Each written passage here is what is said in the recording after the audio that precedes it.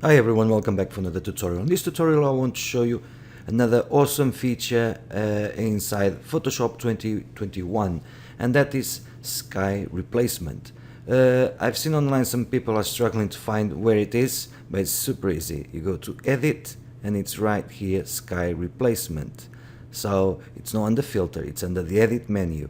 So I've got this image right here, and as you can see there's a lot of detail, you know, there's a lot happening in here. So I want to try and see how good this is. So the first thing I'm going to do, Edit and Sky Replacement, and as you can see we get this window here, and straight away Photoshop is thinking about what to do with it and applied the first one here. So as we can see we've got some blue skies, spectacular, and sunset. So let's try blue skies just for the sake of it, and let's see. As you can see it's not perfect, but having in mind that we've got all of these bars in here, all these trees on here in background, I think he did a very good job. So let's try another one. Let's try spectacular. Let's see this one here.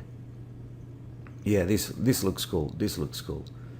Okay then, so we've got shift edge, basically shifts the edge of the mask and fade the edge like on the mask, and as you can see that how it's fading away or not, and that is something that depending on the image you need to see what suits best.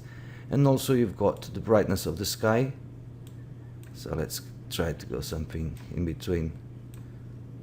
Yeah, something like so looks decent. And we've got the temperature of the sky, and we have also the scale, so we can make it bigger, and now we can actually shift it up and down the way we want. And I've got a better example why this is a cool feature. Well, we can see here, as you can see, part of the sky we've got some mountain or something, so we want to hide it. So let's say something like this, and obviously output to new layer. So I'll click OK, and there you go. And as you can see, Sky Replacement group, and we've got everything in here, applied levels, masks, etc. So it's pretty cool, it's pretty cool. So let's take a step further. What about this one here? This is a very boring photo. The sky, as you can see, it's horrendous, but there isn't much information, there isn't much contrast between the buildings and the trees and the sky. So I want to see how good this will work. So let's go to Edit, Sky Replacement, and let's see what it does. Yeah, it's not bad, it's not bad. I'm zooming in, and as you can see, it did a very good job. It did a very good job. Let's try a different sky. Let's go for this one here. Yeah, why not? Yeah, so let's stick with this one here just for the sake of it, because I want now to show you something else. So we've got this night photo. A lot is happening here, and so I want to take it to Sky Replacement, and I want to add my own sky. So I've got click here. I'm going to minimize the group, and I can create a new folder, so I call it my sky. Okay, and within I can add my some skies. So let's see, we've got this one here, so I'm going to put sunrise, and I want to add another one, and night one, and let's do another one. This one here, actually I'm going for this one here, so go this one here, and night 2. Okay, so as you can see right here we have the mountains, and this is why having the scale it's awesome, because we can scale it up and we can come here and just bring it down to, so there you go. And as you can see, it did a fantastic job, because you see the cranes, so much detail in here. Probably there might be a bit where to tweak. I'll tweak a bit the mask just in case, but with a couple of clicks this is absolutely fantastic. I think it works really well, and just like before we can warm up the sky a bit more, and we can make it darker, a touch, something like so, and click OK. And obviously, because this is on a group, you can drop the opacity so it's not as obvious. There you go. And then you could Command Shift Alt E, create a merged version of it, and then you could take it to Camera Raw. Let's go to Camera Raw and tweak it a bit more. And as you can see, it blends really nicely. So this is very cool. So, and the same applies here. As you can see, there is a lot of detail in these lights. So let's see what Sky Replacement can do. So there you go.